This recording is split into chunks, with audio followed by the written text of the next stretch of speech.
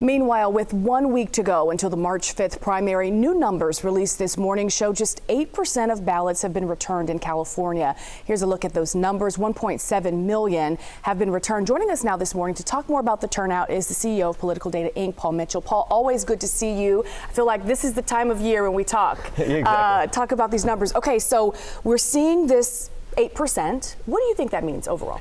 Well, it's actually a lot lower than we would have expected by now. We should be at over 10% of ballots returned, which would be around, 2.2 million ballots that we'd have kind of in the bank right now.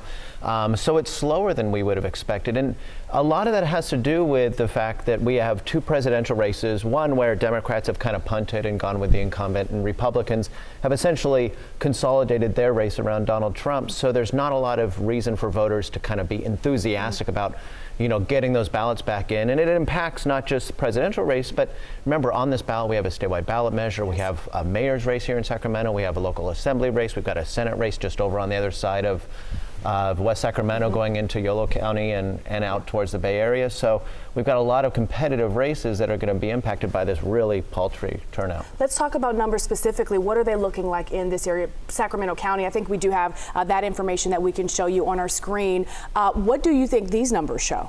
So again, this is lower turnout than we would have expected at this point. And then what's important to note for your viewers is that when turnout drops, it doesn't drop for all groups equally.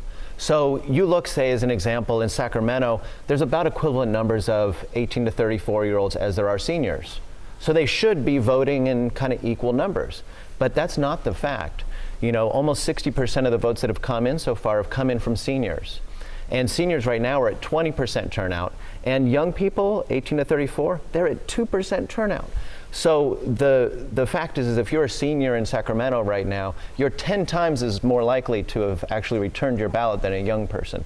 And so when we look at what kind of candidates can win in these races, whether it's the mayor's race or an assembly race or the U.S. Senate race, it does advantage candidates who are appealing to older, more affluent, more conservative, and wider portions of the electorate, because that's essentially who's turning out in these low turnout elections. And I was going to ask you about that. So the data, also this new data that came out this morning, shows voters 65 and older have returned 18% of the ballots total across the state.